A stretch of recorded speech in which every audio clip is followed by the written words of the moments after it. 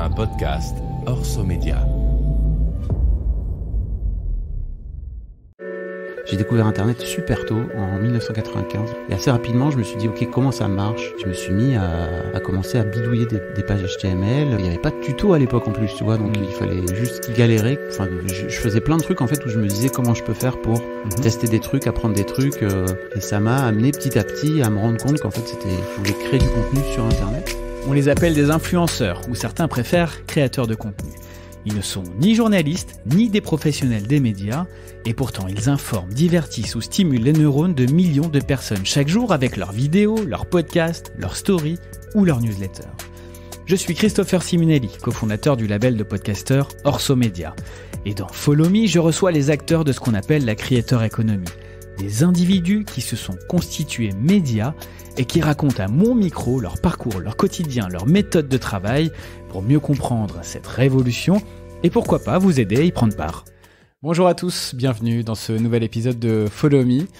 J'ai le plaisir de recevoir, pourquoi il sourit comme ça ? J'ai le plaisir de recevoir un professionnel des médias, on peut le dire, et un professionnel de la creator economy également. Wow. Fabrice Florent, juste en face de moi. Salut, comment tu vas ? Bah super, merci. Merci de m'inviter. Installé, tout va bien ? Trop bien.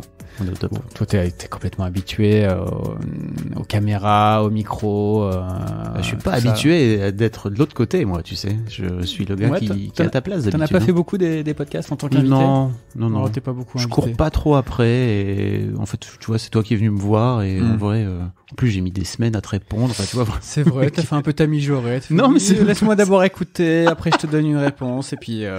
C'est pas ça, voilà, c'est que en fait, je me suis rendu compte aussi que quand tu commençais à en faire un, après t'en faisais plein et bah on va en parler, mais je produis beaucoup de trucs, donc il y a un moment donné où il faut que je choisisse entre être dans des podcasts ou faire des podcasts, et en fait je préfère faire des podcasts qu'être dans des podcasts, quoi.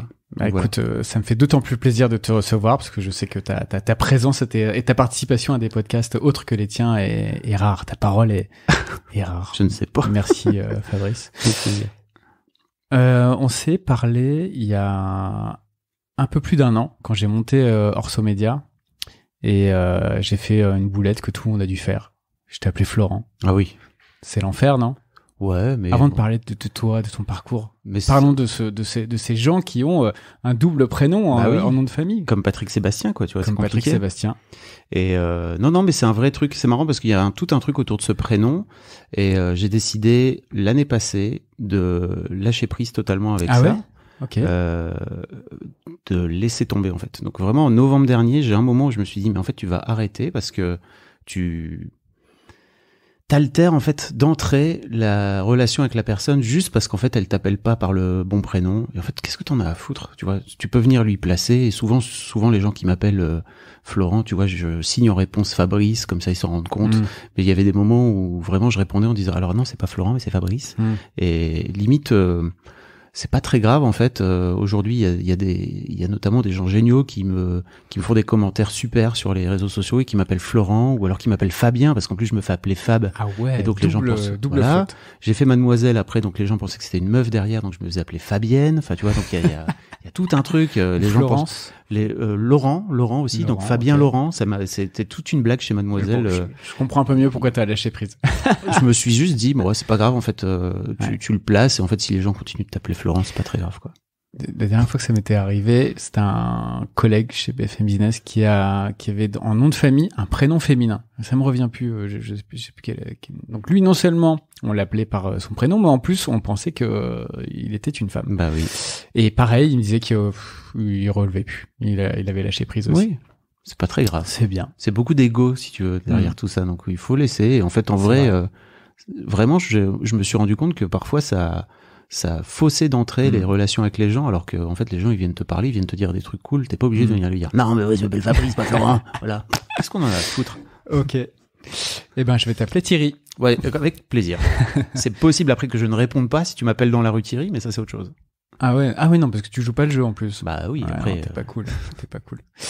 Bon Fabrice, très rapidement, Fabrice, tu es podcasteur, tu as créé un média que beaucoup connaissent, tu vas nous en parler après, que tu as revendu depuis, pas de pluie, C'était pas un jour de pluie d'ailleurs. Non, mais non. Donc depuis, tu es aussi sur YouTube, tu fais beaucoup de choses.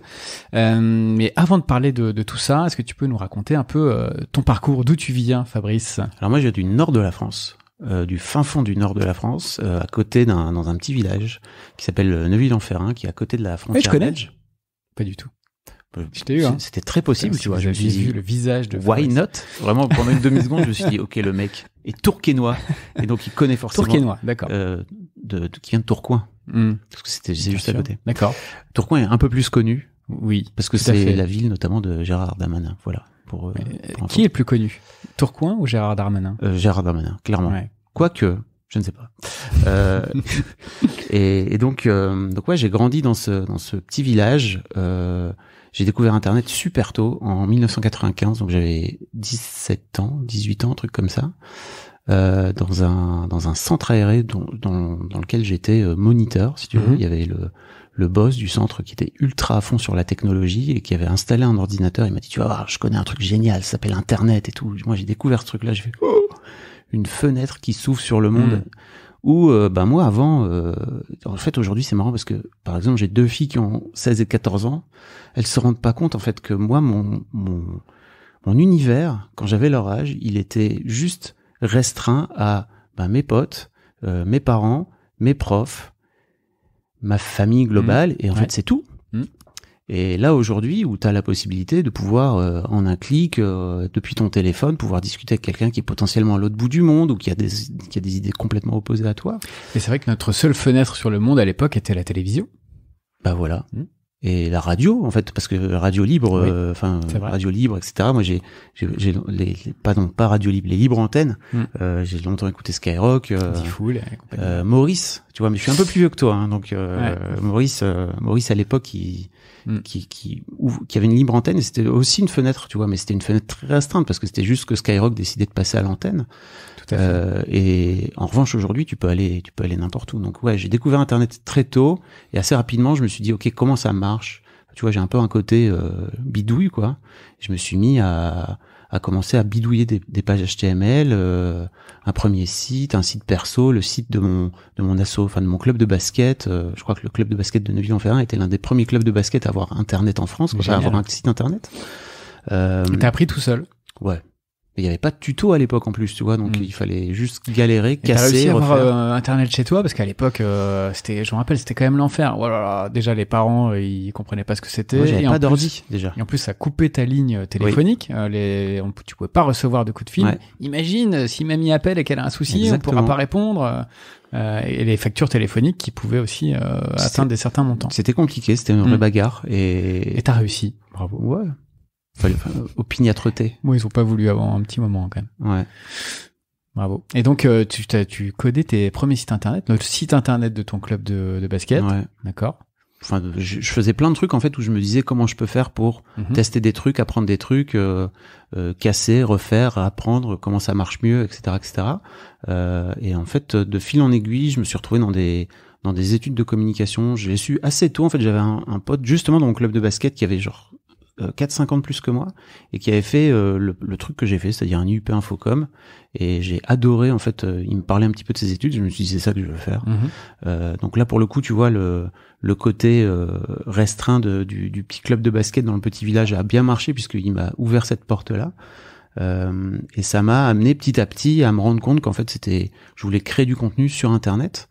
Parce que c'était l'un des trucs que je préférais faire. Avant ça, j'avais fait le fanzine du club de basket. Enfin bref, tu vois, mais là sur le papier pour le coup, tu vois. Ouais. Donc je m'occupais à l'époque de faire le fanzine pour le club. On tirait à 1000 exemplaires et on allait. Bah ouais, c'était un gros club. Et on allait à la mairie faire les impressions sur les photocopies, etc. Et puis en fait derrière, il fallait plier. Faire l'agrafer et tout, c'était une galère. Et quand en fait j'ai découvert internet, je me suis dit mais bientôt il y aura plus de papier. Enfin, vraiment. Donc un peu visionnaire un poil trop dans le délire, mais il y avait vraiment ce truc de ok, il y aura plus besoin de faire les photocopies quoi, on pourra diffuser le fanzine sur le site internet quoi. Ça parlait déjà d'internet quand t'as fait ton IUP Infocom? Très peu parce que je suis sorti de là en 99, donc autant te dire que il y avait pas grand monde qui s'intéressait à internet. Il y avait genre 1 ou 2 gars qui étaient un peu en mode nerd, qui étaient un peu informaticien et tout, que ça intéressait. mais en revanche, créer du contenu sur Internet, pas grand monde, quoi. Et je me souviens qu'en fait, 2000, je crois, je sors de 99 et en fait, avec tous les potes, on est éclatés aux quatre coins de la France, on rentre tous chez nous, on va tous chercher du boulot et tout. Et en fait, moi, je leur dis, mais je vais vous créer une page Internet si vous voulez. Et en fait, je vous raconterai un petit peu mes nouvelles plutôt que de vous envoyer des mails à tous, quoi. Ouais, j'avais créé une page web pour où je mettais mes news en fait au fil de l'eau, et en fait je me suis rendu compte plus tard que en vrai j'avais créé un blog bien avant l'heure, mais mes potes ils me disaient mais on va pas aller sur internet pour lire tes nouvelles, quoi, tu vois. Je suis bon, d'accord. C'est marrant, c'était il y a fort longtemps, hein. C'était un autre internet. Et donc ton premier job c'était quoi? Parce que avec ce bagage comme plus t'as cet aspect visionnaire sur le web, c'était quoi ton premier job? Je suis rentré chez Pimki en fait, par l'intermédiaire justement d'un stage dans cette formation, pour faire leur site internet. Où à l'époque, je suis rentré là-bas en 98, ils avaient pas de site internet, où ils avaient juste une page. Et moi, je leur avais dit, si ça vous intéresse, on avait genre une OP à faire avec eux, tu vois, tout au long de l'année, une mission à faire en tant qu'étudiant. Et ils m'avaient proposé en fait de faire un stage là-bas, et je leur avais dit ouais, let's go. Et donc j'avais monter un concept de web magazine où en gros on parlerait de mode bien sûr, mais de plein d'autres choses. Donc Pimki c'est une marque de fringues qui était je sais pas trop où ça en est aujourd'hui, mais à l'époque c'était vraiment hyper connu. C'était avant l'arrivée des H&M, des Zara et tout. C'était vraiment le top of mind, qui ça existait depuis 30 ans, depuis 20 ans peut-être. Donc c'était vraiment hyper connu, et je m'étais dit tiens, ça pourrait être marrant qu'on fasse une rubrique cinéma, qu'on fasse une rubrique je sais pas, on parlait de plein de trucs de musique, etc. Et en fait, il y avait une rubrique mode. Et en fait, ouais, c'est ça. J'ai fini par leur proposer de pouvoir me faire embaucher avant même la fin de mes études pour animer ce concept en fait que je leur avais monté pendant l'été, mais juste avec mes petites mains, quoi. Tu vois, ils m'avaient laissé dans un coin. Ils en avaient strictement rien à foutre. Si tu veux, 99. Pour Pimki, c'est quoi l'internet? C'est rien du tout, quoi. Tu vois, mais juste ils m'avaient laissé cette opportunité-là. C'est là où j'ai rencontré mon futur associé qui était à l'époque rentré tout juste dans la boîte, et qui rentrait comme directeur de la com, et qui m'a laissé faire à peu près ce que je voulais. Donc on a créé un média qui s'appelait Move & qu'on avait en plus à marquer, tu vois, qui était pas marqué de Pimki. Mais c'est hyper visionnaire, parce qu'on voit aujourd'hui beaucoup de marques prendre la parole, se constituer média, avec effectivement, comme tu le dis, des marques qui ne font pas forcément référence à la leur, à la marque d'origine. Et d'ailleurs, c'est beaucoup de marketeurs, comme on les appelle, conseillent à toutes les marques de devenir de leur propre média. Ah ouais. Et là, on est il y a 20 ans. Il y a plus de 20 ans même. Faudra vraiment que tu me dises à quoi tu penses aujourd'hui pour savoir ce qui va se passer dans 20 ans. Les plateformes vont mourir. T'as les numéros du loto, Fabrice? Non, mais je sais pas. C'est pour un copain. C'était vraiment un truc, tu vois, où je me suis dit, en fait, si tu repars des clientes, et donc des clientes de Pimki, en fait, à la base, c'est quand même des jeunes femmes que, tu vois, le ciné, la musique intéresse. Et donc, je m'étais dit, bon, en fait, elles vont rentrer par le ciné et la musique. Et en fait, ça va leur permettre de pouvoir faire connaître les fringues de Pimki. Et en fait, Pimki avait une offre pléthorique, en termes dans magasin. Tu rentres dans un magasin, il y a des fringues partout, quoi. Et là, vraiment, l'idée, c'était de se dire, on va faire en sorte de les mettre en scène, en fait, tu vois, de les éditorialiser, finalement. Voilà. J'ai fait ça pendant 7 ans. Ouais, quand même. Où j'ai tout appris, en fait. Vraiment, ça a été vraiment très cool. On m'a appris j'ai appris plein de trucs. J'ai bidouillé de ouf le HTML et tout. Vraiment, je connaissais rien en développement de base de données, tu vois. Projet de portail d'infos, de portail de contenu, il a duré tout au long de tes 7 ans ou Ah ouais, on l'a fait grandir. À l'époque, quand je suis parti, il y avait 700 000 visiteurs uniques par mois en 2005, tu vois. Donc vraiment, ça faisait beaucoup de monde pour l'époque sur le web, quoi. Et c'était pour un public 12-18, quoi, tu vois, de jeunes femmes 12-18 ans. Mais bon, c'était les fondations du média que j'allais monter derrière, quoi, finalement. Donc 7 ans chez Pimki, un max d'expérience dans une période qui devait être complètement excitante aussi, parce que c'est les débuts de l'ère Internet. Donc t'as pu aussi être au cœur de la machine. Et c'est excitant, et c'est en même temps un peu frustrant avec le recul, parce que en gros j'étais parqué moi chez Pimki, et j'avais en fait c'est très drôle parce que moi j'ai toujours eu envie de monter ma boîte. J'ai retrouvé mes carnets de quand j'avais 20 ans et j'avais vraiment envie de monter ma boîte à l'époque, mais je crois que j'étais rentré dans un CDI Et tu vois, j'étais tout jeune pourtant, je crois que j'avais 24-25 ans, mais j'avais la trouille. Et puis tu vois, pas d'entrepreneur autour de moi. J'ai mis, je crois, 3-4 ans, tu vois, avant de me décider à me barrer. Te faire l'idée, ouais. Et tu vois, j'entendais Marc Simoncini raconter son arrivée à Paris, dans le milieu des startups de la bulle à l'époque, etc. J'aurais sans doute fait n'importe quoi si j'avais été là, mais ça m'aurait peut-être amené ailleurs. En fait, c'est intéressant les chemins de vie parfois. Et à l'époque, quand tu viens pas du sérail et que t'as pas des parents entrepreneurs, c'était peut-être aussi un peu plus compliqué d'un point de vue administratif de monter ta boîte qu'aujourd'hui. Déjà, t'avais pas le statut d'auto-entrepreneur qui permettait de pouvoir lancer ta boîte hyper facilement en 3 clics, quoi. Ouais. Et là, il y avait pas de SAS, t'étais obligé de monter une SARL s'il fallait connaître un expert comptable. C'était super compliqué, fallait les statuts, les capitaux étaient beaucoup plus élevés aussi, donc fallait avoir plus d'argent au départ. Enfin bref, c'était pas aussi simple, quoi. Et puis surtout, il y avait pas Pôle emploi. Si tu partais, il y avait pas de rupture conventionnelle. Si tu partais, en fait, donc t'étais pas sûr d'avoir ton chômage.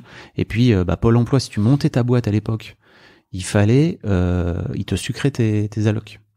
Ouais. Donc, c'est sûr que ça n'encourageait pas forcément à monter. Pas trop boîtes. envie de monter ta boîte après. Il y avait quoi sur ces carnets que tu as retrouvés là, que tu remplissais quand t'avais 20 ans?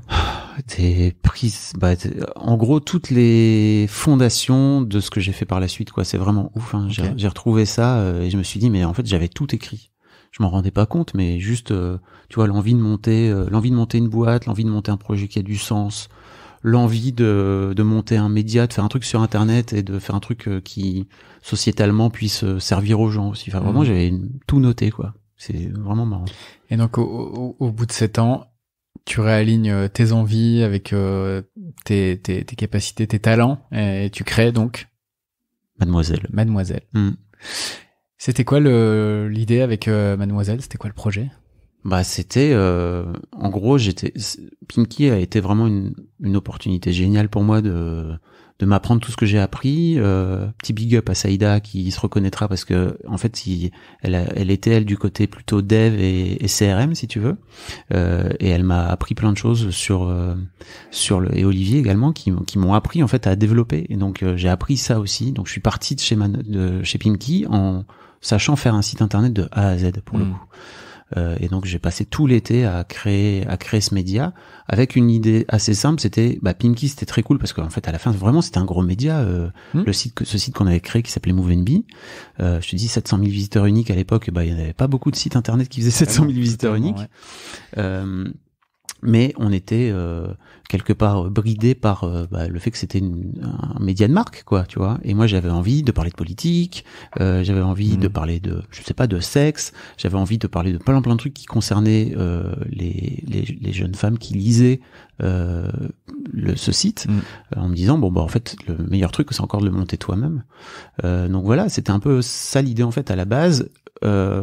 MoveNB, donc chez Pimkie, on était aussi sur un public d'ados, et je considérais avoir un peu fait le tour, tu vois, de ce public, et je m'étais dit on va plutôt aller chercher la tranche après. Et en me rendant compte un petit peu, en regardant un petit peu ce qui se faisait, finalement il y avait aucun média qui s'y adressait, qui s'adressait à cette tranche d'âge-là, alors qu'en fait c'est une période géniale. Si tu regardes entre 16 et 30 ans, c'est à peu près toutes les premières fois que tu vas faire dans ta vie, quoi. C'est un peu la cible de Jeune et Jolie, 20 ans à l'époque, des magazines qui finalement n'ont pas réussi leur transition numérique, qui t'as pris la place que ces marques médias ultra fortes n'avaient pas prise. Jeune et Jolie, déjà à l'époque en 2005, ils étaient déjà un peu morts. 20 ans aussi, ils venaient de se faire racheter. En fait, toute la rédac était partie, donc globalement, ça n'existait plus trop. Ou presque, tout juste.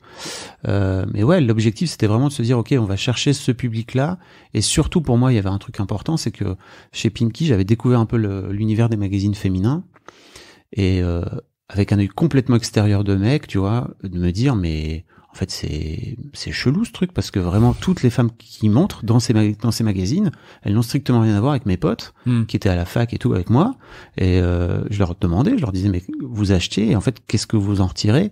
Non seulement elles l'achetaient, mais en plus, à la fin, elles se sentaient merdeuses, parce qu'elles se disaient, putain, mais on n'est pas au top, en fait. Et je me suis dit, mais il existe forcément un média qui va leur parler de la vraie vie, et en fait, il n'y en avait pas. Donc, je me suis dit, ça, c'est l'angle dans lequel... l'angle éditorial, en tout cas le contrat de lecture avec lequel qu'on va avoir avec nos lectrices, et sur cette base-là, 15 ans plus tard, Mademoiselle, quoi, voilà. Et juste pour comprendre, donc quand tu pars de zéro en créant Mademoiselle, t'es tout seul, tu fais appel à des contributeurs extérieurs pour faut quand même remplir un site média avec des articles, des contenus, des diaporamas, des photos, j'en sais rien. J'ai pas mal travaillé. J'ai pas mal travaillé avec une fille qui s'appelle Estelle, qui a bossé avec moi chez Pimki à l'époque, qui est partie quelques mois plus tard. Et en gros, j'avais un peu de sous, mais j'avais pas beaucoup de sous pour la payer, donc elle a travaillé un peu au départ, un peu bénévolement aussi. Elle a filé un coup de main. Il y a pas mal de lectrices aussi qui ont créé du contenu en fait, parce qu'il y avait vraiment ce truc de en fait, si t'as envie d'écrire un truc, tu peux l'écrire. Donc il y avait des lectrices qui étaient passionnées de plein de trucs. Donc il y avait aussi pas mal de ce qu'on appelle aujourd'hui le user generated content, si tu veux, du GC. Voilà. Mais c'était plutôt, à chaque fois, on faisait en sorte de rester dans la ligne édito le plus possible. Par la suite, on a transformé ces articles dans une rubrique témoignage beaucoup plus, on va dire, touffu, dans lequel on avait une journaliste qui s'occupait de récupérer les témoignages, et on a publié des centaines de témoignages qui racontaient la vie intime, parfois très intime même, de jeunes femmes, anonymes, pas anonymes, enfin vraiment. Et je crois que Mademoiselle a beaucoup aidé à porter cette parole-là. Et après, l'autre truc aussi sur lequel je me suis appuyé, c'était que il y avait personne qui s'intéressait à Google à l'époque. Le SEO était vraiment inexistant. Le référencement naturel, ouais. Ouais, il y avait vraiment pas.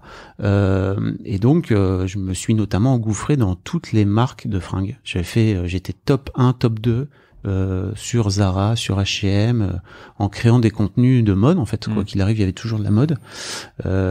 Et des contenus qui valaient la peine et qui ont permis de faire découvrir énormément Mademoiselle à l'époque. De faire grossir l'audience. De façon organique, quoi. Comment ça se fait que ce soit un mec, jusqu'à preuve du contraire, ce que j'ai en face de moi, c'est plutôt un mec, Fabrice. Comment tu l'expliques que ce soit un mec qui ait créé ce média qui finalement parle des sujets de féminins qu'on ne retrouve nulle part ailleurs dans la presse féminine? Je crois que j'avais un peu un œil extérieur, vraiment de base, en regardant tout ça vraiment de loin. Et en posant des questions bêtes, parfois très bêtes, même, et en essayant de comprendre comment ça fonctionnait, comment, je sais pas, les jeunes femmes qui étaient dans ma rédaction fonctionnaient, discutaient entre elles, etc. Je posais plein de questions en fait, et régulièrement, quand il y avait une discussion entre elles à la pause déj, tu vois, c'est devenu une blague même à la fin. C'était en fait, faisons un article. Tu vois, t'es en train de raconter une histoire qui te concerne. C'est à peu près sûr et certain que t'es pas le seul concerné, donc t'es pas la seule concernée, donc vas-y, faisons un article. Et je crois que c'est un peu ça qui a fait que je me suis dit en fait il y a sans doute un truc à jouer. Moi, d'une manière générale, moi, ce qui m'a plu chez Pimki assez rapidement, c'est que j'ai jamais été trop attiré par les centres d'intérêt des mecs. J'aime beaucoup le basket par exemple, tu vois, mais ça s'arrête à ça. Je suis pas à fond sur tu vois, les centres d'intérêt des mecs de base, la tech, les voitures, les meufs à poil globalement, le foot ça m'indiffère un peu, quoi, tu vois. Et en fait, l'un des trucs qui m'a assez rapidement plu, c'est que j'avais l'impression que chez les femmes et chez les jeunes femmes, il y avait des centres d'intérêt très variés, et qu'il y avait de l'intérêt pour le cinéma, mais pas que pour le cinéma. Comédie romantique. Pas que voilà, exactement. Pour les bouquins, pour la lecture, pour les jeux vidéo aussi, malgré tout ce qu'on pouvait se dire à l'époque, tout ce qui continue à y avoir comme cliché sur les jeux vidéo et les femmes, les femmes jouent énormément aux jeux vidéo. Et je me suis dit qu'en fait, il y avait sans doute moyen de monter un média hyper florissant avec plein de centres d'intérêt très différents. Et moi, c'est un peu ce qui m'intéressait, de pouvoir avoir des rubriques qui touchent un peu à tout, quoi. Tu avais des liens à l'époque où parce que on l'expliquera après, tu as revendu ce média, mais à l'époque où tu le dirigeais, tu avais des liens avec les milieux féministes ou pas du tout, un peu? Plutôt en gros, Mademoiselle a plutôt commencé son virage féministe, on va dire, mais globalement, Mademoiselle a toujours été féministe, c'est-à-dire que par définition, l'un des premiers articles qu'on a dû poster, je crois en 2005, c'était sur les poils dans la publicité, quoi, tu vois. Et c'était sur les poils, et après, il y avait eu un autre article sur le sang bleu dans les pubs, tu sais, pour les serviettes hygiéniques, etc. Mais en gros, moi, ça s'est vraiment accentué. J'ai ma fille aînée quelques mois après le lancement de Mademoiselle, et je me suis rendu compte que en fait, dès le plus jeune âge, on leur collait déjà sur la tronche, on lui collait déjà sur la tronche des tas et des tas de critères juste basés sur son genre, alors qu'en fait elle était exactement juste un bébé qui n'avait strictement enfin c'était juste un tube digestif qui dormait, qui mangeait, et en fait ça m'a vraiment interpellé au départ, énervé de plus en plus, parce que quand elle a commencé à aller à l'école, alors c'était la fête du slip, où on lui obligeait, sa maîtresse, qui était une meuf très sympa par ailleurs, mais elle l'obligeait à aller jouer à la cuisine avec ses copines, plutôt que de la laisser faire du dessin, quoi. Et moi, j'allais la conduire à l'époque le matin, et je lui disais, mais non, mais laissez-la faire des dessins, quoi. Mais non, mais elle peut aller jouer avec ses copines, c'est bien, elles sont à la cuisine. J'étais là, what the fuck. Donc ça, petit à petit, tu vois, je me suis dit, ok, il y a sans doute aussi un truc à jouer. Et en fait, bien sûr, il y avait des jeunes femmes dans l'équipe qui étaient aussi hyper intéressées par le sujet et qui ont commencé aussi à... C'est un peu ça qui a amené petit à petit à ce que je me dise, non, mais en fait, on a sans doute un rôle à jouer. Et avec le temps, tu vois, Mademoiselle a été l'un des premiers articles, enfin, l'un des premiers médias à publier un article sur le harcèlement de rue en 2011-2012, un truc comme ça. Mais ça vient de l'expérience, ça vient de la vie de ces jeunes femmes, ça vient de la vie d'une de mes salariés qui avait raconté, en fait, moi j'en peux plus de me faire siffler et c'est trop compliqué, mais j'ai été le premier, tu vois, à avoir cette réflexion à la con de non, en fait, si tu te fais siffler c'est sympa et bah c'est un compliment, non? Et en fait elle me disait bah non. Je crois que peut-être l'une des différences avec les autres gars, c'est que moi je les écoutais, je dis ah bon, mais pourquoi? Parce que je suis un peu curieux et que je cherche à comprendre pourquoi, quoi. Mais ouais, petit à petit, c'est venu par là, quoi. Et t'as jamais eu de remarques désobligeantes ou je pense peut-être de féministes qui te reprochaient de t'approprier des sujets qui étaient pas les tiens, qui te concernaient pas? Bah si, bien sûr. Ouais. Et c'est l'une des raisons. Tu leur répondais du coup? Bah c'est une des raisons aussi pour lesquelles je suis parti, c'est que pour moi, il y avait un moment donné où c'était compliqué pour un mec en 2020. Alors il n'y avait pas que ça, hein, mais c'était aussi compliqué pour un mec en 2020 de se positionner en tant que patron dans une boîte qui était majoritairement féminine, avec un média qui était devenu aussi une sorte de fer de lance, tu vois, du mouvement féministe, en tout cas d'un certain mouvement féministe. Il y avait les militantes qui aimaient bien Mademoiselle, et il y avait les militantes qui aimaient pas Mademoiselle, qui détestaient Mademoiselle, et moi je me disais, bah sans doute, comme on se fait détester et adorer en même temps, peut-être qu'on est bon, quoi, tu vois, on est dans le vrai. Qu'est-ce que ça veut dire le vrai, j'en sais rien. Mais en tout cas, je me disais que moi, en tout cas, cette position-là m'intéressait. Ouais. Et l'un des trucs aussi qui m'a petit à petit... en fait, pour moi, l'un des trucs aussi qui est important, c'est que j'ai l'impression que plus ça va, plus les hommes et les femmes se déchirent, en fait, sociétalement. Et moi, ce que je voudrais faire là maintenant, c'est de faire en sorte d'essayer de les rapprocher un peu. Et ça, c'est un vrai gros sujet sociétal, quoi. Donc ça fait partie des trucs que j'aimerais bien lancer, quoi. À une époque où on est plutôt dans l'hystérisation des débats, la bipolarisation, notamment sur Twitter, où il faut forcément avoir un avis tranché sur tout. C'est vrai que c'est un combat nécessaire. Ouais, alors qu'en plus, si tu réfléchis un peu, on n'est pas du tout, nous, êtres humains, faits de blanc et de gris, quoi, tu vois, faits de blanc et de noir. Au contraire, on est fait de plein de gris. Et en fait, la nuance et l'intelligence est dans la nuance, d'une manière générale. Donc, il faut aller chercher cette nuance dans chaque individu et dans les individus, et même en nous, en fait, ça fait partie des trucs, tu vois. Je me suis rendu compte, dernièrement, que sans doute l'une des raisons pour lesquelles j'avais monté Mademoiselle, c'est qu'il y avait un côté, je veux sauver les femmes, parce que je suis un chevalier blanc. J'en avais pas du tout conscience à l'époque. Mais aujourd'hui, je me rends compte aussi que c'était sans doute l'une des motivations, tu vois, de me dire, non, mais moi, je suis pas comme tous les mecs, tu vois. Non, moi, je veux sauver les meufs, d'accord. Et c'était pas pour les sauver pour être le plus beau et le plus fort, mais il y avait un côté, il y avait un vrai sens derrière ça, quoi, tu vois, pour moi. Et quelles sont les autres raisons qui t'ont poussé à te séparer, quitter l'aventure, Mademoiselle? Et ça devait être pas évident comme une décision à prendre. Ouais. Quelque chose que tu as créé toi-même. Bah, je t'ai parlé tout à l'heure de mon pote, en fait, qui était mon chef chez Pimki, qui est devenu mon associé chez Mademoiselle, qui avait 15 ans de plus que moi, qui a aussi été mon mentor, enfin, qui a fait plein de choses. Et il a eu la très mauvaise idée de mourir du jour au lendemain d'une crise cardiaque. Sur une pause déj, tu vois, où on était en train de discuter au téléphone. Moi, j'avais un rendez-vous pro. On était en train de parler d'une prise de tête qu'on avait, et je lui dis, écoute, je suis désolé, je suis dans mon déj, je vais rentrer dans mon déj, mais si tu veux, on s'appelle après, on termine cette conversation. Et on l'a jamais terminé. Il est mort en une demi-heure, et bien sûr, une fois le choc passé, de me dire ok, est-ce que j'ai vraiment encore envie de faire cette boîte, d'être dans cette boîte sans lui. Alors bien sûr j'aurais pu le faire, mais déjà je te parlais un petit peu de cette complexité en fait de trouver ma place en tant que boss. Plus ça allait, moins je créais de contenu et plus j'étais gestionnaire de la boîte, parce qu'on était on est monté jusqu'à 35 salariés, tu vois, donc une boîte à 35 ça se gère, c'est compliqué à gérer. L'économie des médias web, bah tu connais un peu, c'est ultra tendu en permanence, et c'est d'autant plus tendu que on avait aussi, tu vois, une ligne plutôt féministe, engagée, qu'il fallait pas faire n'importe quoi avec les annonceurs, et franchement je suis très heureux de l'avoir pris ce parti pris là d'entrée. Tu vois, autant de trucs qui m'ont fait dire non mais en fait moi j'ai plus envie de faire ça m'intéresse plus, ça fait 15 ans, j'ai donné, c'est bon quoi, tu vois. Donc ouais, j'ai pris la décision de vendre quelques mois plus tard, en me disant, mais puis surtout tu vois ce truc de me dire bon bah en fait tu peux vraiment mourir en une demi-heure mon gars, parce que t'as vraiment envie de continuer à souffrir, parce qu'il y avait un peu un truc de le projet avant tout quoi, tu vois. J'ai été très très sacrificiel par rapport à la boîte. C'est comme un de tes enfants finalement. Ouais. Et puis tes enfants, faut parfois les laisser partir quoi, tu vois. Ouais. Ok, donc tu quittes Mademoiselle. Bon, ça va pas être évident de te retrouver à 35 personnes là. Tu fais quoi? Tu te retrouves chez toi. Bon, what's next? T'apprends à gérer le vide, quoi. Ouais. C'est trop intéressant.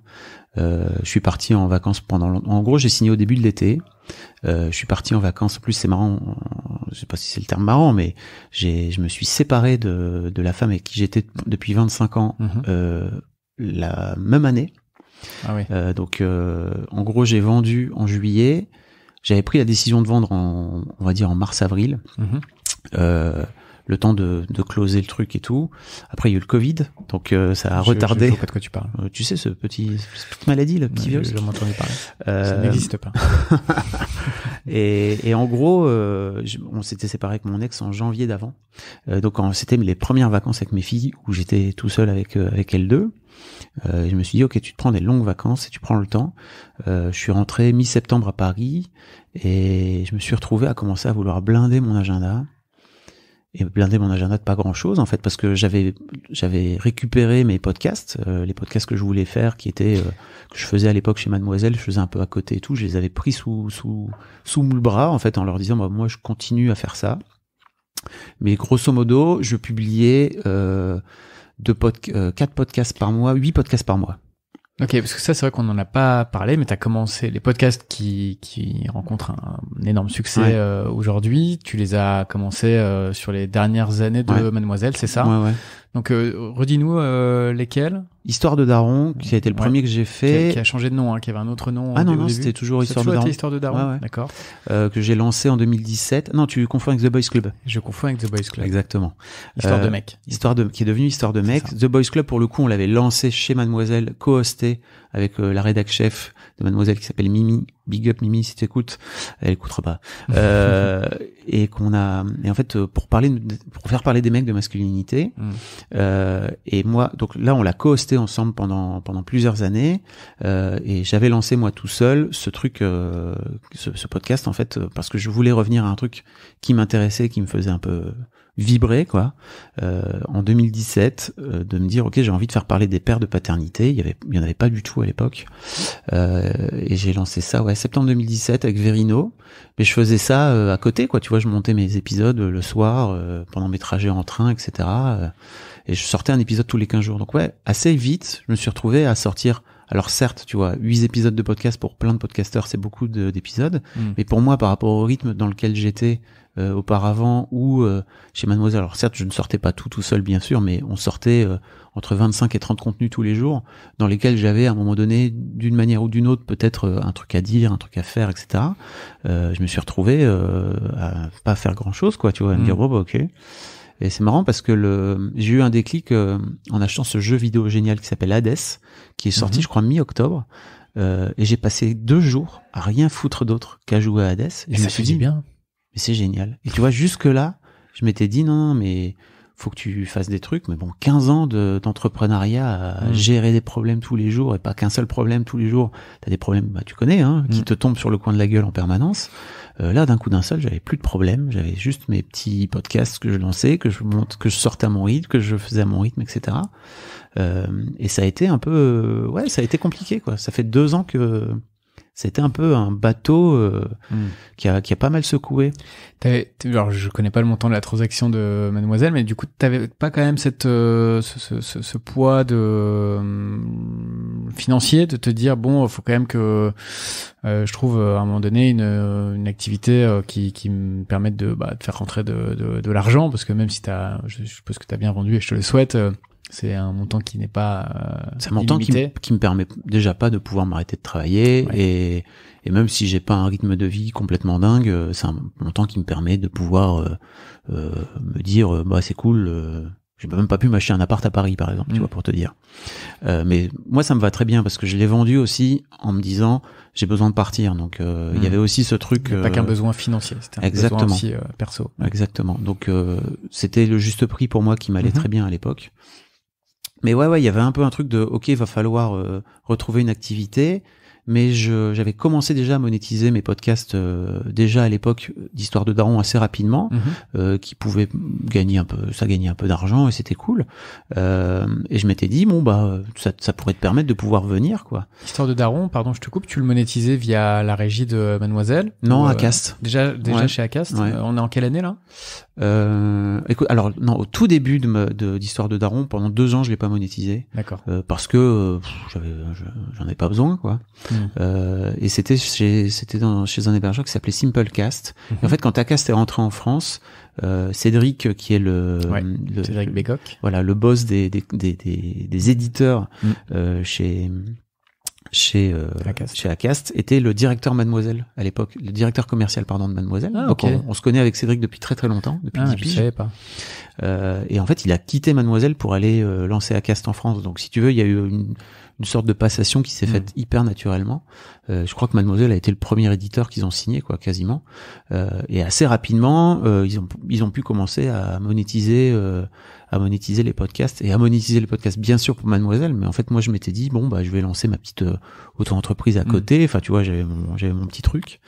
Et c'est vrai que quand j'ai quitté, enfin en tout cas quand la perspective de vendre Mademoiselle est arrivée, j'ai commencé à structurer une vraie boîte avec une SAS et tout, en me disant ça me permettra de pouvoir faire rentrer un peu d'argent. Mais de fil en aiguille, je me suis rendu compte, mais j'ai quasiment mis 1 an en fait à me dire non mais en fait c'est vraiment ça que j'ai envie de faire. Et c'est marrant, ton repreneur n'a pas souhaité récupérer les podcasts, ou c'est toi qui as absolument voulu les garder? C'est moi qui leur ai dit, mais je vous laisse tout, mais je pars avec ça, quoi. Et puis en plus, c'était des podcasts qui... Encore une fois, visionnaire, c'est un truc de fou. on faisait des podcasts depuis très longtemps chez Madin. On a commencé à faire des podcasts en 2013-2014. Fabrice Florent, Médium, répare vos ordinateurs à distance. Je vois. Récupère vos fichiers sur des disques durs brûlés. Non, mais on a commencé, on faisait des lives sur YouTube à l'époque. Et on faisait des émissions en live. Donc là, comme on est là, tu vois, il y avait une caméra, une webcam à la con. Et en fait, Twitch à l'époque était vraiment fermé aux jeux vidéo. Et donc on faisait des lives sur YouTube. On avait fait notamment une émission qui s'appelait L'émission, qui était une émission sexo. Pas très, à la fois fier et pas très fier, tu vois, de ce nom. Mais en fait, on récupérait le flux, enfin, comme aujourd'hui plein de gens font, quoi, tu vois, on récupérait le flux audio en se disant, en fait, on peut le mettre sur un podcast et ça va être cool, ça va permettre à des gens de pouvoir l'écouter. C'est 2013. Mais en fait, en 2016, j'ai fait rentrer une fille qui s'appelle Louise pour vraiment créer des formats et des podcasts, quoi, tu vois, en me disant, il y a un vrai truc. On a fait venir vraiment des milliers de jeunes femmes à venir écouter les podcasts de Mademoiselle. À l'époque, en tout cas, où je suis parti, étaient hyper écoutés, quoi. On avait genre 500 000 écoutes par mois. Ah oui, c'est énorme. C'était pas mal, hein. Ouais, complètement. Ouais. Et donc, te voilà à la tête d'une structure qui édite pas mal de podcasts. Tu nous racontes un peu comment t'es organisé, quels sont les podcasts en question. Donc, t'as Histoire de Daron, Histoire de Succès que tu as lancé en 2019, Histoire de Mec. Ouais, donc qui était anciennement The Boys Club aussi, voilà. 2017, juste après 2017. Ouais, c'est ça. Mais tu l'as mis en pause un peu. Hein, on l'a mis en pause. Selon mes informations. Exactement. En fait, Mimi a fini par l'hosté toute seule pendant un temps parce que j'avais plus le temps. Et en fait, elle a décidé qu'elle avait un peu fait le tour des mecs et qu'elle en avait un peu marre. Vraiment, objectivement, elle a dit ok, moi la masculinité c'est bon. Et en fait, quand je suis parti, elle m'a dit mais reprends-le en fait parce que moi je vais pas l'utiliser. Je crois que personne va en faire quoi que ce soit et ça serait cool qu'un mec le reprenne parce que effectivement à l'époque c'était elle qui l'avait lancé et moi j'étais là un peu en train d'attendre qu'elle le fasse parce que j'avais un peu peur du sujet de la masculinité. Donc ouais, histoire de mec, histoire de succès. Donc pourquoi peur? Ah, parce que la masculinité c'est compliqué. De me dire ok, je vais reprendre ce truc-là en tant que mec, faire parler des mecs en tant que mec ensemble. Mais donc c'était il y a 2 ans. J'ai pas mal évolué sur le sujet, mais j'avais un peu ce truc de ok. On va me tomber dessus quoi, tu vois, forcément parce que je suis en train de parler de faire parler des mecs et non, globalement qui va te tomber dessus, tu veux dire des féministes, des femmes ou plutôt d'autres mecs, je sais pas. Non, alors il peut y avoir d'autres mecs qui détestent que des mecs s'ouvrent d'une manière générale et parlent de leurs émotions parce que ça les renvoie à leur propre peur. Il y a des femmes aussi qui ont un peu du mal à entendre parfois pas toutes les femmes bien sûr, mais quelques femmes qui ont du mal à entendre parfois ce que les mecs pensent vraiment et qui préfèrent les shamer plutôt que de les entendre et de les écouter et de leur dire ok mais pourquoi ça t'intéresse, pourquoi tu penses ça, qui ont du mal à entendre parce que elles ont du mal à les croire sincères ou elles ont du mal à non parce qu'en fait moi j'ai des mecs qui viennent me raconter j'ai par exemple eu un mec génial de 69 ans qui vient de me raconter que lui il est macho mais pas viriliste quoi, tu vois, et je trouve que cette parole là elle est hyper intéressante parce que c'est moi en gros ce mec a à peu près l'âge de mon père. Moi, c'est de là dont je viens, quoi, tu vois. Donc, t'as beau tout faire pour faire en sorte de te déconstruire en tant que mec et tout, à un moment donné, moi, mon modèle à la maison, c'était papa, qui rentrait du travail, qui foutait la table qui foutait les pieds sous la table, et qui n'a jamais changé une couche, tu vois. En tout cas, je ne l'imagine pas, je ne crois pas qu'il l'ait fait. Après, il s'est beaucoup occupé de nous, mais autour du sport. Enfin, tu vois, il a fait plein de trucs très à l'ancienne, quoi, tu vois, papa à l'ancienne. Je trouve ça hyper intéressant de regarder aussi d'où on vient pour essayer de comprendre un peu où on va quoi. Et si on fait pas le constat clair de voilà où on en est en tant que mec et voilà ce qui se passe dans nos têtes et voilà ce qui se passe dans nos tripes, etc., en fait les mecs vont pas parler, ils vont juste continuer à faire de la merde dans leur coin. C'est important de venir leur dire non mais t'as le droit de venir raconter des trucs même si c'est des trucs parfois pas très cool quoi. Comment tu les castais tes invités dans Histoire de mec? Ils m'écrivent. Comment tu les castes encore? Ils t'écrivent parce qu'ils ça y est, ils se disent bon j'ai des choses à raconter, j'ai des choses à partager. Ouais, après il y a d'autres mecs vers qui j'y vais en leur disant tiens ça serait sympa, tu viens de parler d'un truc sur les réseaux, ou tu viens de dire ça dans une story, tiens ça serait cool qu'on en parle plus longuement si tu veux. Et alors généralement on te dit ok parce que comme tu dis beaucoup d'hommes ont du mal à se livrer, mettre des mots sur ce qu'ils ressentent et à sortir du bois. Et pourtant c'est peut-être ces profils-là les plus intéressants. Après, je t'avoue que j'ai du mal à avoir des mascus profonds, quoi. Tu vois, des bons mascus à l'ancienne, ils viennent pas me parler. Pourtant, j'adorerais, mais ils veulent pas. Mais oui, non. Effectivement, t'as déjà essayé de les faire venir. Tu vois, on a eu un mec notamment qui était totalement anti-féministe, mais là c'était à l'époque du Boys Club. Et qui venait commenter systématiquement sur YouTube non mais les mecs que vous recevez c'est des mecs tout beaux, tout polis, tout machin, c'est des mecs féministes et moi je suis anti-féministe, etc. On lui a proposé de venir et en fait il s'avère que ce mec était anti-féministe parce que lui-même a été victime de viol par sa sœur hardcore, puis après par son boss plus tard. Et que quand en gros la parole sur le viol s'est libérée, il est allé dans un forum ou tu vois sur un blog féministe pour venir raconter son histoire et qu'il y a plein de meufs qui lui ont dit non mais toi t'es un mec donc ta gueule c'est pas le moment pour toi. Bon, c'était il y a un moment si tu veux, mais lui il a vraiment très mal vécu en se disant bah ok en fait c'est dégueulasse, moi je suis aussi victime de viol que vous. Alors certes je suis un mec et donc j'ai des privilèges que en tant que femme vous n'avez pas, mais en fait sur ce sujet-là en tout cas moi aussi j'ai été victime. Ouais, puis comme tu le disais tout à l'heure, on n'est pas tout blanc tout noir, il y a des féministes qui sont il y a plein de nuances de gris aussi dans le courant féministe, chez tout le monde, chez tous les êtres humains. Oui. Exactement. Il y a autant de féministes qu'il y a de gens, je crois, même en plus, tu vois. C'est quoi l'épisode d'Histoire de mec qui t'a le plus bouleversé, marqué?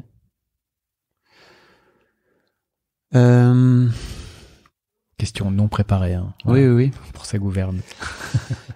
Bah, en fait, c'est dur d'en pointer un en particulier.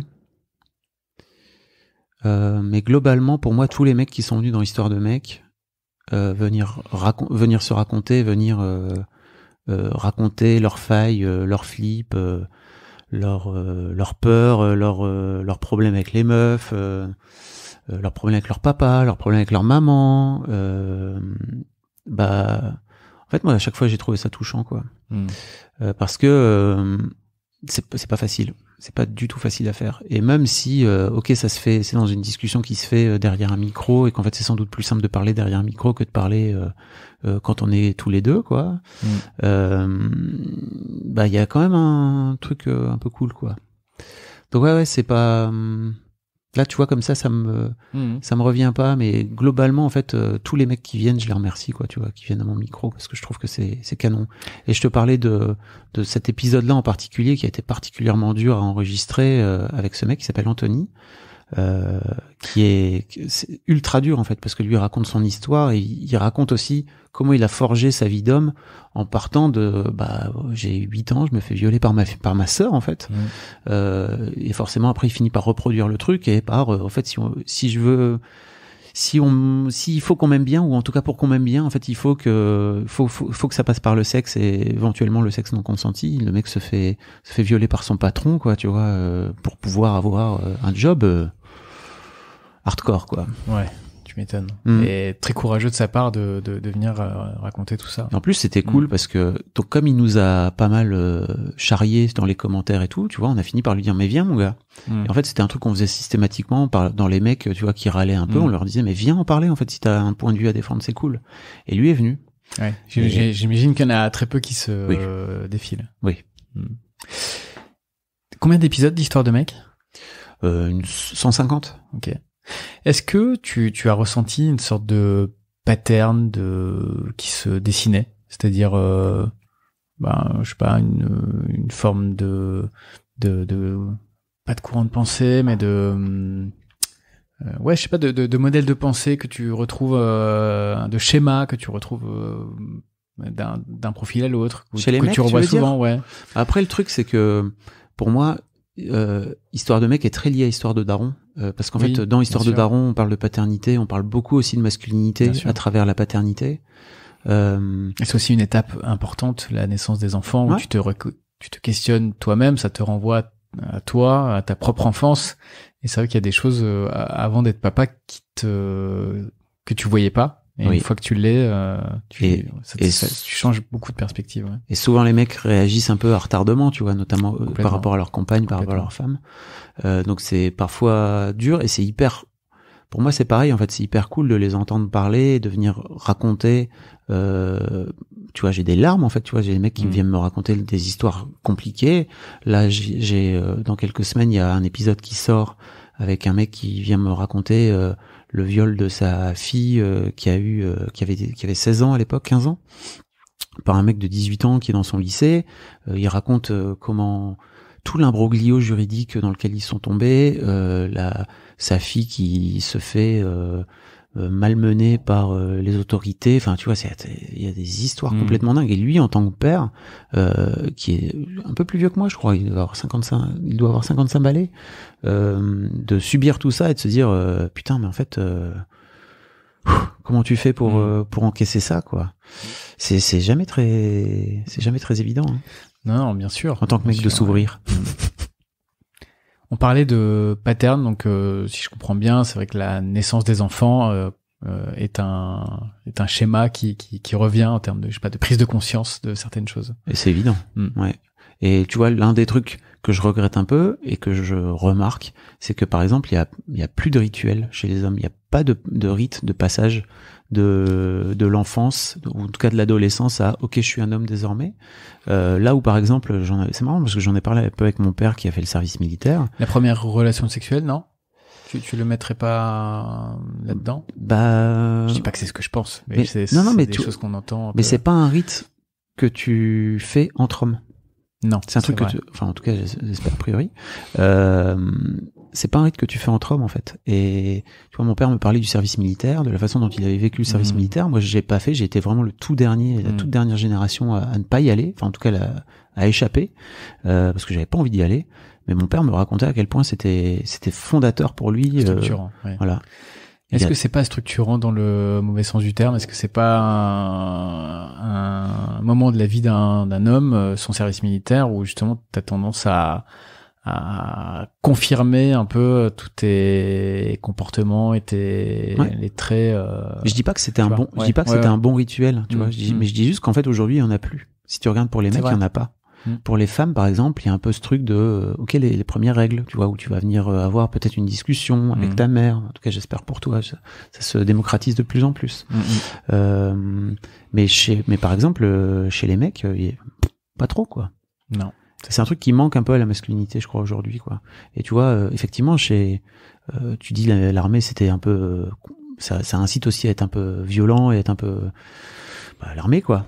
Mais c'est un peu une bulle, quoi. Mais mon père me racontait qu'il s'était retrouvé avec des tas de mecs qui venaient de tous horizons, de toutes classes sociales, et aujourd'hui, en fait, c'est compliqué de trouver ça, quoi. C'est vrai. Ouais, c'est un endroit où finalement tout le monde est égal à l'autre, et c'est vrai que on a plus beaucoup d'occasions de vivre des moments comme ça, en société, avec des gens qui viennent pas forcément du même milieu, du même pays, de la même région. Transfert de père en fils aussi, il y a plus trop, quoi. Il y a quelque chose de récurrent dans ce que chez toi, Fabrice Florent. C'est la question des larmes chez l'homme. Ah oui. Du coup, ça te fait marrer. Oui. Pourquoi tu dis ça? C'est marrant. De quoi? Qu'est-ce qui te fait dire ça? Non, parce que ton point, et je suis complètement d'accord avec toi, et c'est, comment dire, c'est pas courageux, mais c'est singulier de ta part d'évoquer les larmes chez l'homme. Et c'est vrai que quand les hommes n'aiment pas pleurer, parce que c'est un signe de faiblesse, encore une fois, quand tu parles de masculinité.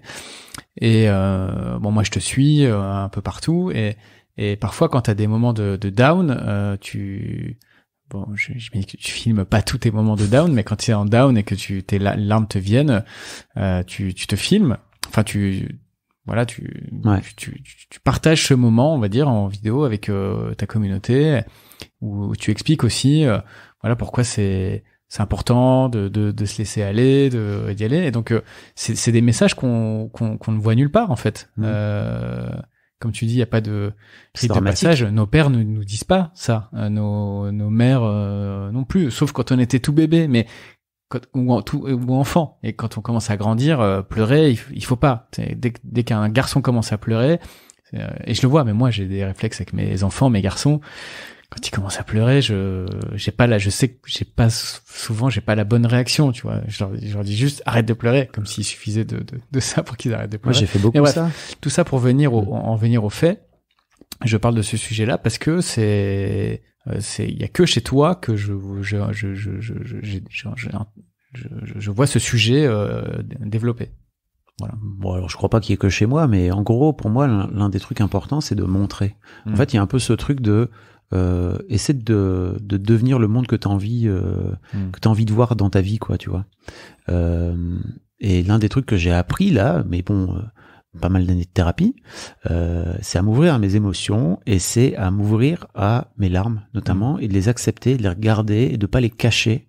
Il y a notamment l'un des trucs que j'ai appris à faire, c'est à pas me baisser, à pas me cacher, tu sais, quand je pleure. Et pour moi, l'un des trucs fondateurs, c'est que tu vois, peut-être je me suis mis une fois ou deux sur Insta. Alors, il faut savoir qu'à chaque fois que je poste sur Insta, je perds des abonnés. Ah oui? Oui, parce qu'en fait, c'est compliqué de voir un mec pleurer, quoi, tu vois. Mais quand je dis je perds des abonnés, c'est pas je perds un peu d'abonnés. La dernière fois que j'ai posté un truc, j'ai perdu genre 300 abonnés. Ah ouais? Oui. Ok. Oui. Comment tu l'expliques? Parce que c'est compliqué, c'est chiant de voir t'as pas forcément envie de voir quelqu'un pleurer sur les réseaux sociaux et tout, quoi, tu vois, même s'il y a ça gêne, quoi. Même s'il y a un fond derrière et de voir peut-être même potentiellement un mec pleurer et tout, c'est peut-être encore plus embêtant, non, mais quoi. c'est pas comme si tu pleurais tout le temps. Non, je pleure pas non plus tout le non, temps. Mais tu peux te dire, ok, bon, Fabrice Florent, là, bon, il pleure, je scrolle et puis je passe à autre chose. De là, tu vois, se désabonner, c'est un acte aussi. Ouais, mais je trouve ça cool aussi très bien. Ça permet de faire le tri. Ouais, c'est un peu une forme de tri, ouais. Et donc, j'ai commencé à me filmer, en fait, en train de pleurer. Je voyais un film qui me faisait pleurer. J'ai commencé à me filmer petit à petit, en fait, tu vois. Et puis, un jour, j'ai fini par poster une vidéo sur les réseaux. En juillet, là, je suis allé faire un stage de développement perso. Ça m'a éclaté la gueule. Pareil, je me suis filmé. Je l'ai posté sur mon Insta. Là, c'est pareil, j'ai perdu 300 abonnés. Mais je trouve ça trop cool, en fait, de venir dire aux gars. Recevoir quand même beaucoup de messages. Bien sûr, hyper bienveillants. Ouais, bienveillants. Ouais. Mais si tu veux, les gens que ça dérange, juste ils se désabonnent. Et moi, ça me va très bien, encore une fois. Mais bien sûr, j'ai reçu plein de messages hyper bienveillants, des messages curieux aussi de mais pourquoi t'as pleuré, qu'est-ce qui s'est passé, etc. Raconte. Mais je trouve ça bien aussi de pouvoir montrer que en fait t'es un mec et tu peux pleurer et c'est ok. Ce qui fait que finalement quand mes invités viennent chez moi et qui pleurent, en fait c'est beaucoup plus simple pour moi d'accueillir leurs larmes. Je crois que moi j'ai beaucoup fait ça quand mes filles étaient plus petites, tu vois. Je ne supportais pas qu'elles pleurent. Je crois qu'en fait je ne supportais pas de les voir pleurer. Peut-être d'être de pas être capable de surmonter une situation. Exactement. En fait, de pas être capable de gérer leurs larmes et leurs émotions et de les prendre correctement. Je préfère les repousser et leur dire non, juste ravale tes larmes parce qu'en fait, moi, les larmes c'est chiant, quoi, tu vois. Alors qu'en fait, non, c'est pas chiant, c'est juste une émotion, ça va bien se passer, quoi, tu vois. Et puis souvent, on associe. Ça fait du bien. J'allais dire, on associe souvent les larmes à de la tristesse, à de la colère, à un truc négatif, alors qu'en fait, ça peut être très positif aussi. Puis même être triste, c'est pas grave. Faut apprendre à être triste. Ouais, c'est vrai. Surtout post-Covid, tu vois. C'est vrai. On a tous été secoués assez violemment dans nos vies d'une manière générale. Il y a eu des moments de down. En fait, c'est pas grave. Les moments de down, il faut apprendre à te baigner dedans. On vit aussi dans une société qui nous pousse au bonheur en permanence. Et dès que t'atteins pas ton idéal ou dès que t'en es pas même proche, ouais, c'est ça. T'es nul. Et tout de suite, c'est clair. Tu es une sous-merde. Ouais. Histoire de sous-merde. Pourquoi t'as jamais fait ça, non? Ouais. C'est beaucoup trop de gens qui viendraient parler. C'est un podcast quotidien de 3 heures. Histoire de sous-merde. Histoire de le jour où je me suis pris pour une sous-merde. Ce sont des sous-merdes. Ils nous racontent leurs coulisses, leur quotidien. Et en même temps, ça pourrait être libérateur aussi, tu vois. Ouais, il y a un concept. C'est vrai. On va parler un peu de ton organisation, Fabrice. Donc, qui fait quoi dans tous ces podcasts? Est-ce que tu montes encore tes épisodes? Non, explique-nous un peu comment tu fais.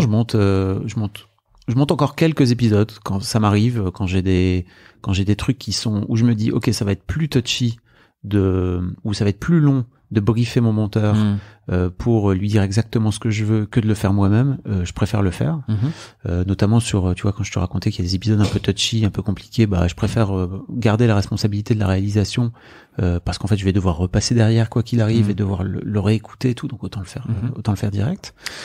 Mais tu utilises quel logiciel? Moi, je monte sur Final Cut, moi, tu sais. Même l'audio? Ouais. Ok. J'ai appris à monter la vidéo, donc sur Final Cut. Chose, hein, donc en fait, juste t'as pas de vidéo. Non, mais c'est vrai. Et il y a des très bons plugins, tu vois, pour mixer un peu le son et tout, qui permettent de pouvoir être nickel en audio, quoi, tu vois, en audio, en podcast. Donc ouais, j'ai un monteur qui s'appelle Antoine. Le mec est blindé quand même, parce que Final Cut, c'est 400 balles, non? Ouais. Sur un one shot. Oui, c'est ça. Je déconne. C'est moins cher que Photoshop en plus. C'est moins. Photoshop, tu sais, tu payes par abonnement maintenant. Tu payes tous les ans, donc ça. Ouais. Voilà. Non, mais si tu fais pas de. Ça fait 5 ans que j'ai mon Final Cut. Tu vois, c'est largement rentabilisé. C'est rentable. Donc ok, tu gères. Allez, je te resserre un peu d'eau. Ah, c'est gentil. Je sais pas si gentil. on coupera ce passage, mais bon voilà, on a soif. Glou glou glou. C'est un besoin naturel. On pleure tellement Merci aussi beaucoup. qu'il faut, il faut boire de l'eau. Chial, putain. Donc ouais, j'ai un monteur qui s'appelle Antoine à qui je confie la quasi-intégralité de mes montages. Lui, il est en freelance. On bosse ensemble depuis 1 an et demi. Et en fait, assez rapidement, le mec a compris ce que j'attendais. Donc aujourd'hui, c'est j'écoute quasiment plus les montages qu'il fait, quoi. Parce que je sais déjà, que quand il aura une question, il va venir me la poser, et ça c'est cool. Deux, généralement les trucs qu'il propose, c'est exactement les trucs que j'avais en tête, donc c'est nickel. Comment tu l'as trouvé? C'est par l'intermédiaire d'une amie à moi. Lui, à la base, il était, il est toujours d'ailleurs, il est beatmaker. Donc il est musicien et en gros il est passionné de podcast et en fait il adore mon travail aussi, donc c'était cool. Ça lui permet de pouvoir rentrer du cash et de pouvoir facturer des trucs et de lui permettre de pouvoir financer ses projets musique. Donc je crois que ça lui convient aussi pas trop mal. À côté de ça, j'ai une alternante en fait j'ai pris une alternante l'année passée en août dernier. En me disant pendant 2 ans, pendant 1 an et demi, j'ai fonctionné tout seul.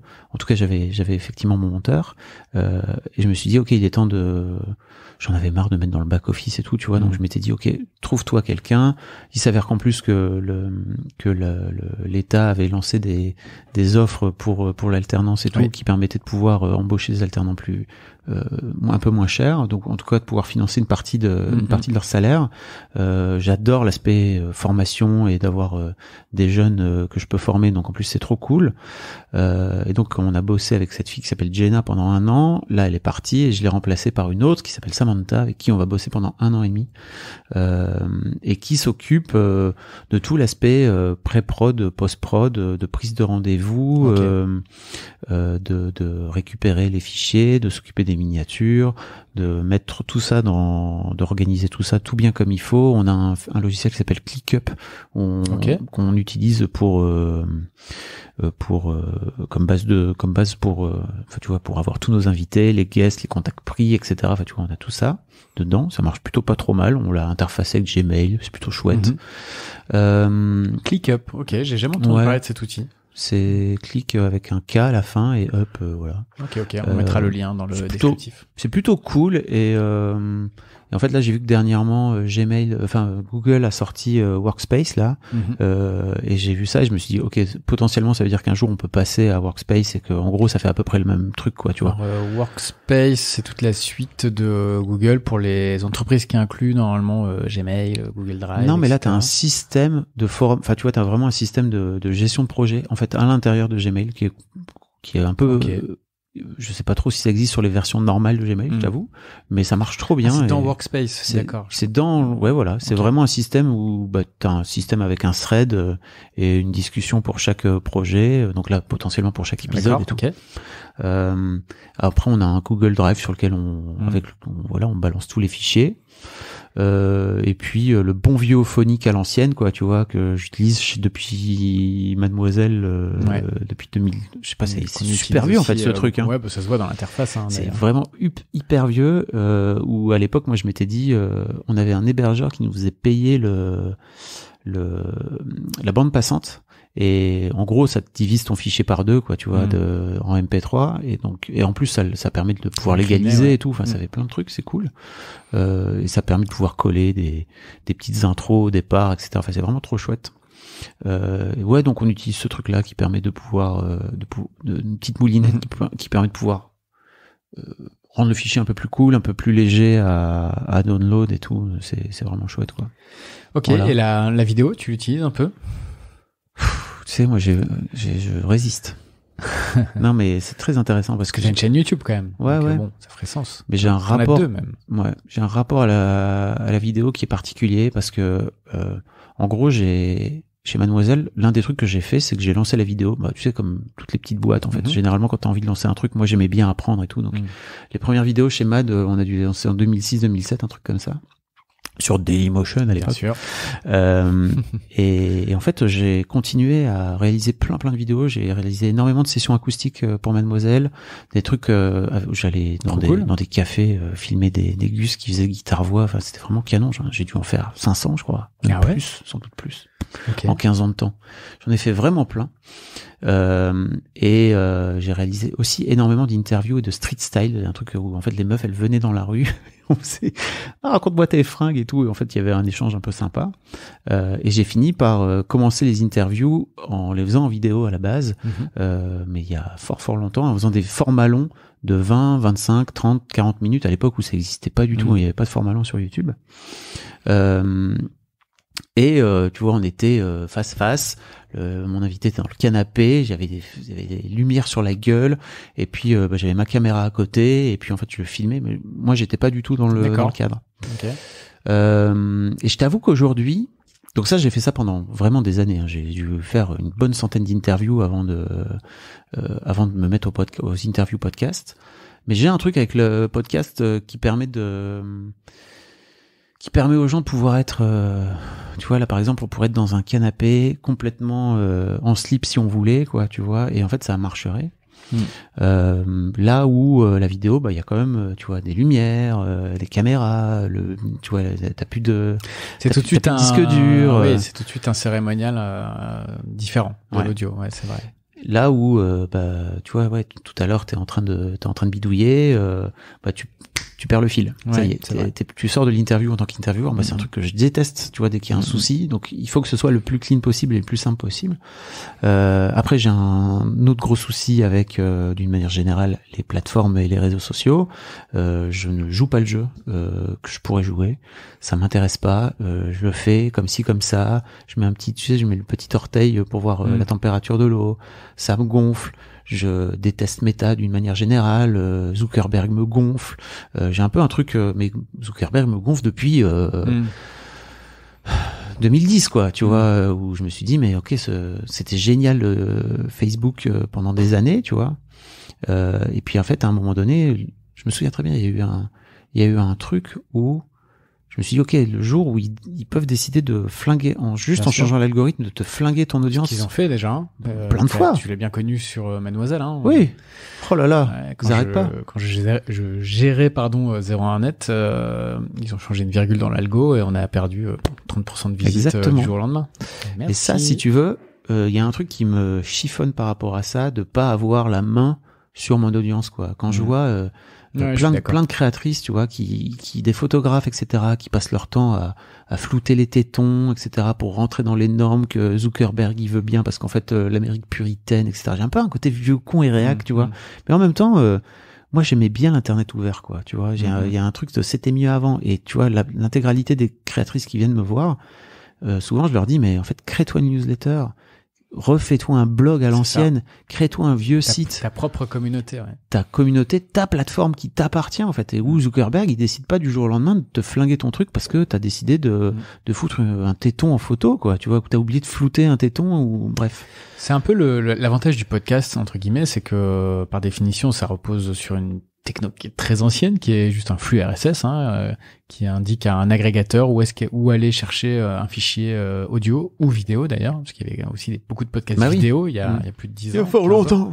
Ouais, c'est ça. Putain, tu le fais hyper bien. Oui, je sais. C'est le père Fouras. Et c'est vrai que t'es pas du tout dépendant des plateformes loguées, on va dire. Mais il y a une guerre, tu vois, qui joue entre Bien Spotify qui cherche à avoir un maximum d'originals et d'avoir des formats eux. Je comprends, en fait, c'est leur business. Et YouTube qui a des plans quand même assez ambitieux sur l'univers du podcast, donc avec un impact possible sur la monétisation, sur les datas, etc. Ouais. C'est très intéressant ce qui est en train de se jouer, et moi je suis plutôt pour l'internet ouvert. Et je suis une petite musique là en ce moment quand même, pardon, je te coupe, sur la fin programmée des réseaux sociaux grand public en tout cas. Je sais pas. Facebook quand même qui est en grosse perte de vitesse. Je sais pas si tu vois encore. Moi je suis un vieux de l'internet, on dit que. Donc toi t'es encore sur Facebook alors.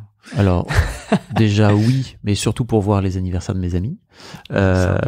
Et mes souvenirs aussi, c'est très intéressant. Il y a plus que ça, pour ça que j'utilise. J'ai viré plein de trucs. Mais tu vois, par exemple, j'ai plus l'appli depuis des plombes, quoi, tu vois. Et l'appli Instagram, je la mets, je l'enlève, quoi, tu vois, ça me saoule. Mais tu vois, pour revenir à la fin des réseaux sociaux, moi, j'ai entendu 42 000 fois la fin de l'email, quoi, tu vois. C'est bon, l'email est terminé, on va plus... Non, l'email est toujours là, quoi, tu vois. Et l'email est toujours bien là, est toujours là au top, quoi. Donc, 2 secondes avant de faire les prophètes, quoi, tu vois, vraiment. C'est... Mais je comprends qu'il y ait des gens qui aient besoin de produire du discours, et surtout dans les agences de com et tout, tu vois, de venir dire, mais en fait, si ça va vers un internet un peu plus ouvert, franchement, moi, je prends, quoi. Je suis vraiment hyper preneur. Et ouais, les blogs à l'époque, tu vois, où t'avais des gens qui ont passé notre temps à faire des liens entre nous, tu linkais. Là, aujourd'hui, tu repostes un truc, sur Insta, bah, tu viens pas dire d'où tu l'as trouvé, en fait, ce truc, alors que pour moi, c'est hyper important. Ouais, je suis d'accord. Pourquoi tu viens pas dire, bah, je l'ai trouvé via machin, quoi. Mais parce qu'il y avait un truc de faire découvrir, de partage. Un peu moins le cas aujourd'hui. Ouais, c'est vrai. Un peu vieux con, non? Un peu vieux con, peut-être. Ouais, t'es pas si vieux. Juste. Qu'est-ce que t'es con? Je suis un vieux de l'internet, hein, en tout cas, ça c'est sûr. Qu'est-ce que je voulais dire? Donc ouais, le podcast, les réseaux sociaux, tu mets un petit orteil, mais bon, ce qui ne t'empêche pas d'avoir une vingtaine de milliers d'abonnés sur YouTube quand même. Un peu plus de 2000 abonnés aussi sur Twitch. TikTok, encore moins, du coup. Ouais, c'est pareil. C'est marrant, j'ai posté un TikTok, il a fait genre 100 000 vues. Ouais. Et j'ai eu 0 abonnement. Et je me suis dit, ok, c'est génial TikTok. Voilà. Mais c'est super dur de gagner, de gagner de la fidélité, parce qu'en fait, moi je vois mes filles, et puis même moi quand je consomme TikTok, parce que je consomme un peu TikTok aussi. Enfin, moi j'ai plutôt tendance à m'arrêter sur putain, qui c'est qui a fait ça, c'est trop intéressant, parce que j'ai un peu mon œil mademoiselle, quoi. Mais globalement, mes filles, elles font juste ça, quoi, tu vois. Et en fait, elles zappent en permanence. Et puis elles prennent 10 secondes, et en fait, ça zappe à autre chose, etc. Donc, ouais. On a parlé d'argent très rapidement tout à l'heure. Tu pourrais en vivre totalement de tes podcasts aujourd'hui? Alors l'un des trucs que j'essaie de faire, c'est de plus dire je vis de mes podcasts, mais je paye mes factures grâce à mes podcasts. Parce que tu sais, j'ai un podcast qui s'appelle Histoire d'argent. Et l'un des trucs, c'est de venir dire, tu vois, l'un des billets qu'on se met dans la tête, c'est que en fait, si on n'a plus d'argent, on pourra plus vivre. Oui. Alors que bien sûr que non. Tu peux ne plus avoir d'argent et continuer à vivre. C'est vrai. Juste tu vivras moins riche, mais tu continueras à vivre.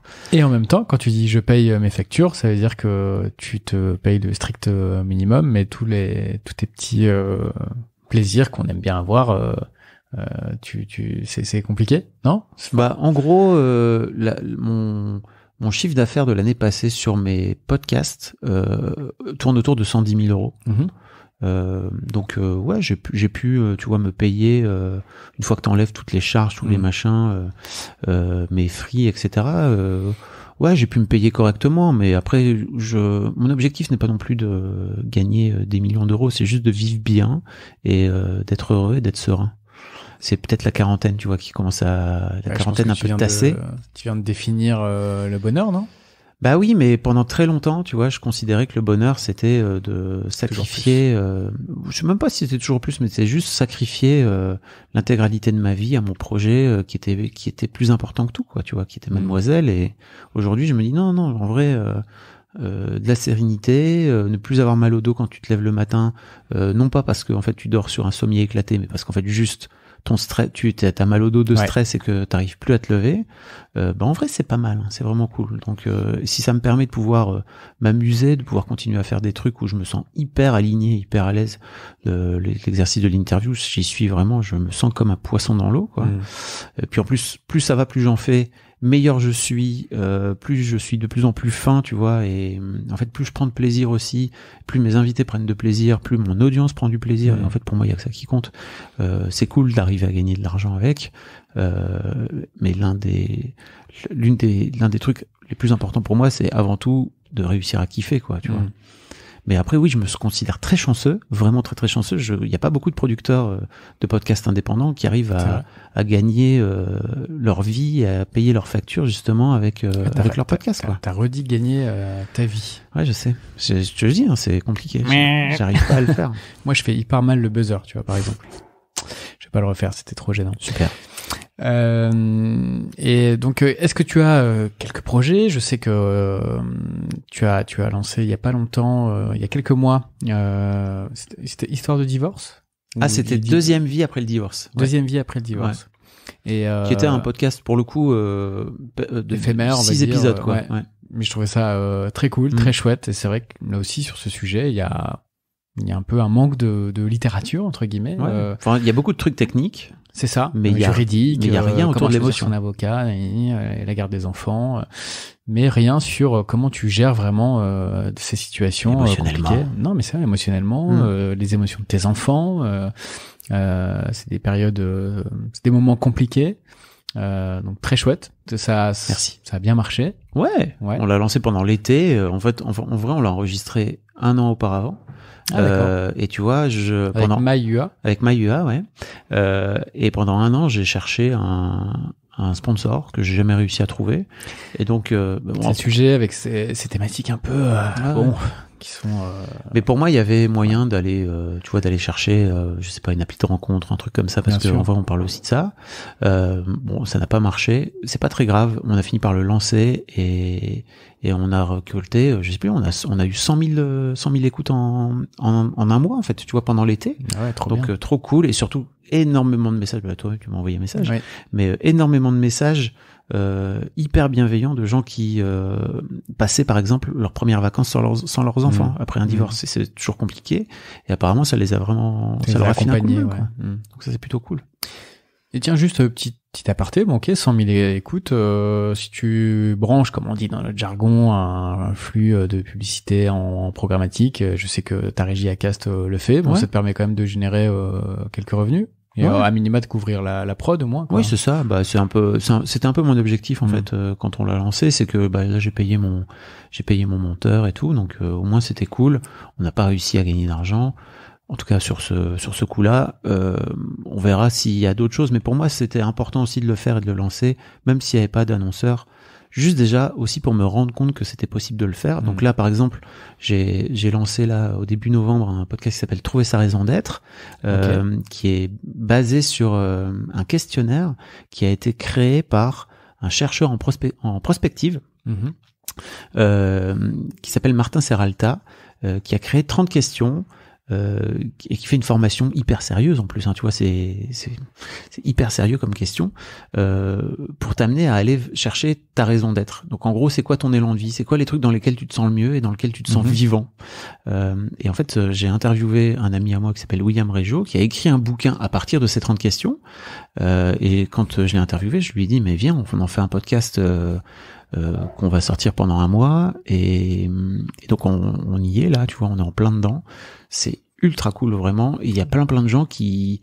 Donc vraiment l'idée c'est, ok, la question du jour c'est ça, voilà un peu voilà pourquoi cette question est posée avec Martin, et puis après on pose la question de ce que ça nous évoque. Ces questions, elles sont pas faciles en plus, hein, vraiment, c'est des questions pas évidentes. Et ça, tu vois, on lance ça sur le mois, et ça marche trop bien, et je trouve ça hyper cool de pouvoir l'offrir à disposition. Il y a des gens qui m'envoient des photos de leur carnet qui sont en train de gribouiller et tout, tu vois, donc c'est trop cool, quoi. Ok, donc c'est parce que justement c'est la question que j'allais te poser, c'est quel format? C'est un format conversationnel, c'est ça? C'est 5 minutes tous les jours. 5 minutes tous les jours pendant 1 mois. Pendant un mois, avec et après un c'est aspect fini. très didactique, pratique, c'est ça? Ouais, c'est ça. Ouais, ok. Il y a une intro de 15 minutes sur ok, c'est quoi la raison d'être et d'où ça sort, et puis après tous les jours, donc en gros n'importe qui peut commencer et se dire ok, pendant 30 jours j'ai un podcast que je peux aller suivre et aller écouter tous les jours et faire en sorte de faire le taf, quoi. C'est trop intéressant. Okay. C'est important de mettre du sens dans son boulot.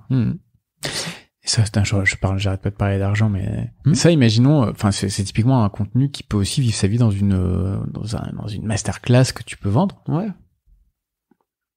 Ouais. Ouais, mais et non, déjà ce format-là m'appartient pas, tu vois. Donc, enfin, ce questionnaire-là m'appartient pas.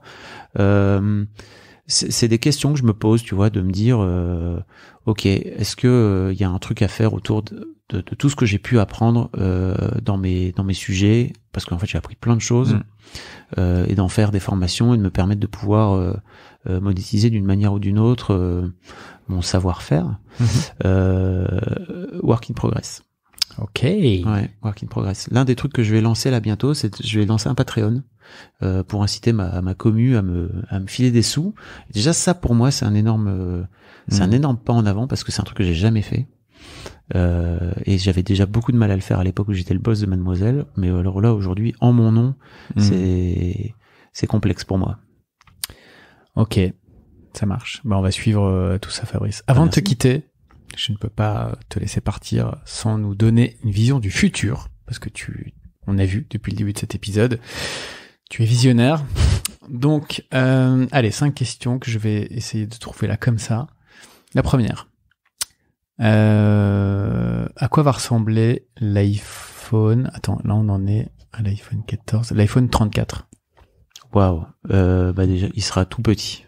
Pour moi, c'est vraiment ce truc d'aller de plus en plus vers du petit. C'est très marrant que les écrans s'agrandissent de plus en plus, mais je crois qu'on va revenir à un moment donné à un truc plutôt plus pratique et plus petit. Tu vois, par exemple, moi j'ai l'iPhone mini et plus jamais dans ma vie j'aurai un iPhone avec qui me prend toute la place dans ma poche. Rendez-vous dans 20 ans. Deuxième question.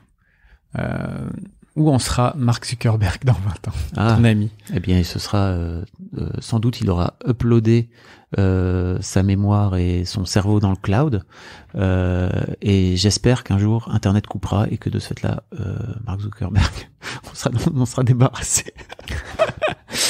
J'ai beaucoup de mal avec les très gros riches comme ça qui font n'importe quoi, tu vois, voilà. Et puis lui, Elon. Ouais, lui il est complètement fou, quoi. Ou génial, ça dépend des. Mais ouais. Moi, j'opte pour fou là. Là, ce qu'il est en train de faire en ce moment, on a génial de moins en moins quand même. C'est barré en couille, quoi. Le 17 novembre 2044, tirage du loto. Donne-moi les numéros. 5 et 2 complémentaires. Waouh. Alors le 17, le 25, le 42 et le 5. Et le numéro complémentaire. Je crois qu'il y en a 2. Ah ouais? Il y en a un ou deux? Je sais pas. Le 11 et le 15. Très bien. Waouh. Est-ce que... C'est la première fois qu'on me pose cette question. Est-ce que Histoire de mec existera encore en 2044? Ah, non seulement Histoire de mec existera encore, mais Histoire de mec sera sans doute le podcast le plus écouté, parce que tous les mecs auront compris que c'est trop intéressant de s'ouvrir à ses émotions et d'arrêter d'être juste un mec dans lequel le patriarcat nous a enfermés, c'est-à-dire un bonhomme, tu vois, il faut pas qu'on soit, voilà. Non, c'est cool aussi. Et c'est cool d'être un bonhomme, tu vois, je suis pas en train de dire il faut mettre ça de côté, il faut mettre tout ça de côté. Non, c'est trop bien. Mais juste un peu des deux, quoi. C'est trop bien. Allez, et la dernière, une personnalité qui est déjà âgée aujourd'hui et qui sera encore vivante dans 20 ans et qui n'est pas Michel Drucker.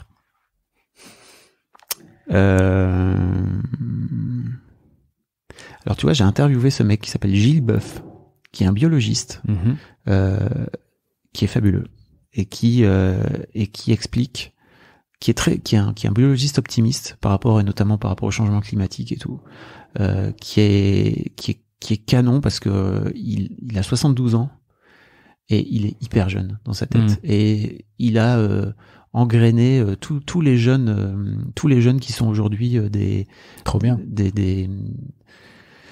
militants pour le climat, tu vois, parce que c'est vraiment son truc. Lui, il bosse sur le vivant. Je l'ai adoré. Franchement, c'est vraiment un bonheur. Et je me dis que c'est canon aussi d'avoir des mecs de 72 balais comme ça, qui sont hyper frais, hyper intelligents, qui sont encore hyper éveillés sur ce qui se passe dans le monde.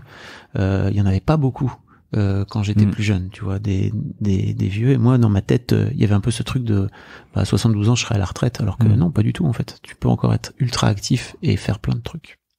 Donc, la réponse est Gilles Boeuf. Gilles Boeuf, adorable.